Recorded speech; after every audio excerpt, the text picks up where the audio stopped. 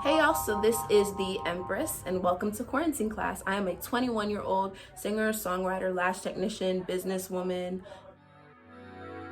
college student. Yeah, that's it.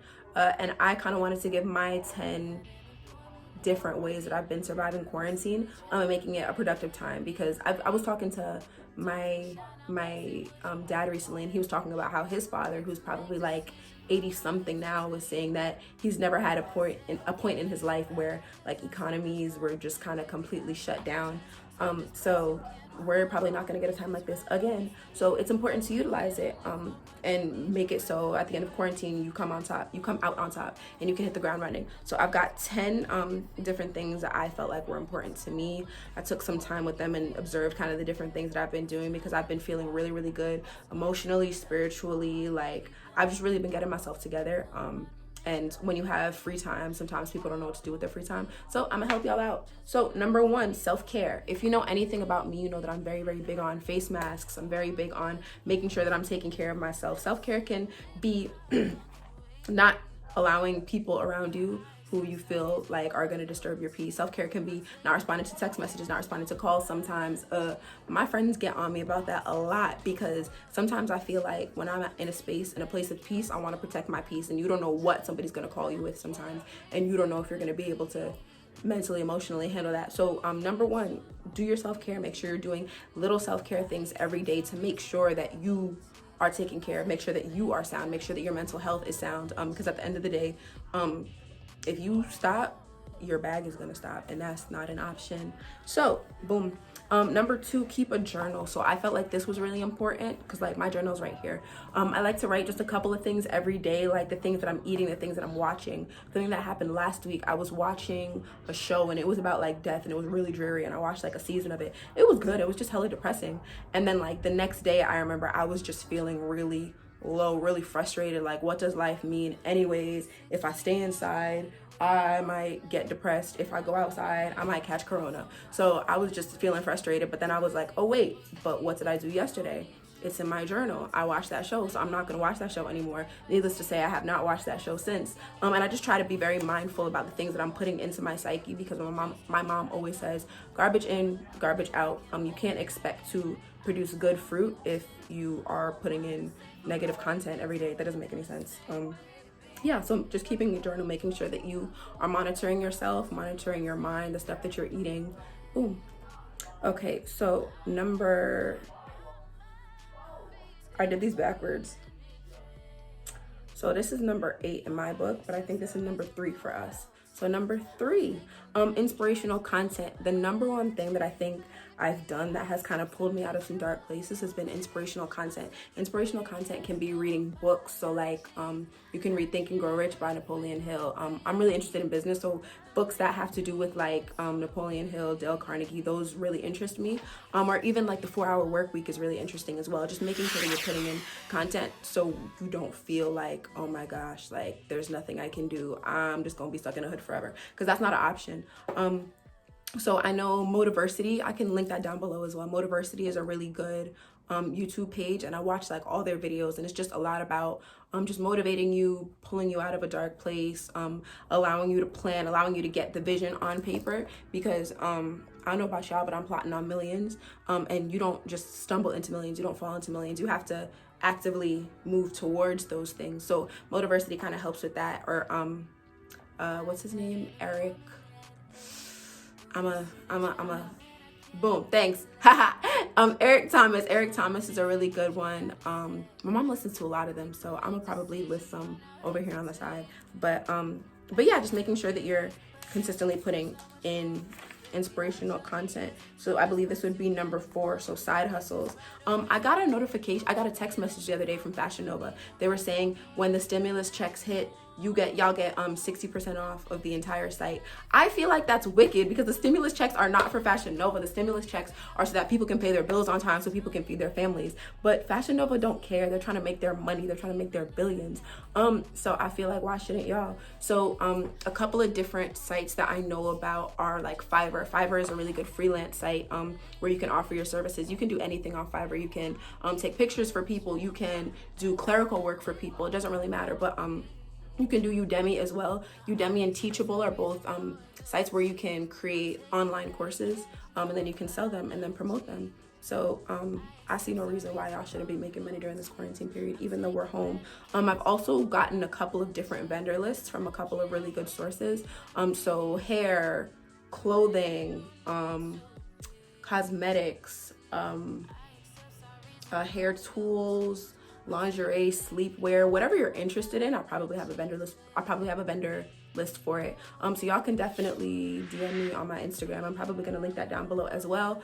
And then just let me know, because I mean, right now, like, I've wholesaled a few items and I could literally be bagging them up and sending them out like while we're here, just in the house doing nothing. So if you're kind of low on cash, that could be a good way of, I guess, establishing your business. Boom. So I believe this is 4. No, this is probably 5. Whichever number this is. So I was talking about doing like Instacart and doing DoorDash, just in terms of you getting things from outside, because obviously we don't really want to go outside, but a website or an app that my cousin told me about recently was Instacart. So if say you're at home but you live at home by yourself, Instacart is a good way of making sure you have all your groceries together, and just making sure that you're not in the house starving. Also, I just, like, beyond this whole quarantine thing, I tend to eat out. So when I wasn't eating out, it was making me feel stressed because I'm not used to just being in the house cooking for myself. So what I did the other day, I think it was like, it's either like Wendy's or Fish and Ting, or I think Gold Star, just one of the places that I go, because I live in the Bronx, so it's just one of the places that I go to and I get food from. So I went online and I ordered it, so I didn't have to go outside to get it, and then it came straight to my door, and then I had that little piece of going outside and doing my regular daily stuff, and it didn't make me feel so bad about being in the house. So boom. Number 5, so FaceTiming friends and watching vlogs. This is so important because we are in the house. You do not just want to see the 4 walls every single day. Like, that can drive anybody crazy.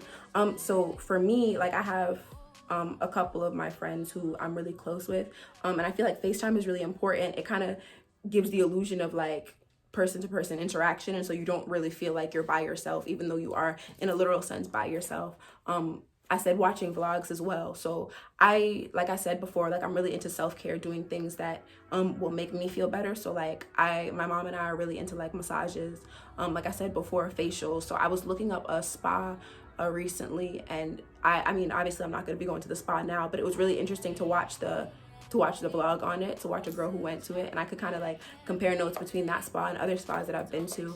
And that was really helpful for me, and it made me feel like, okay, cool, even though I'm not literally moving around, I feel like I'm moving around just because I'm seeing something else other than my house. So number 6, use a planner and plan ahead. This one is a big thing for me, and I mean, when I say plan ahead, I don't mean plan ahead like weeks in advance, because we don't necessarily know how long this is going to last, but like planning a day in advance, planning a week in advance maybe, and just writing down little things. So for example, I knew that I had I was planning on going on a cruise, and then the cruise was canceled. So I went and I had to call the company so I could get my funds back, so I had to call the company, but they were closed on the weekend, so I had to put that in my schedule for Monday. And that was just something small for me to make sure that I'm keeping productive.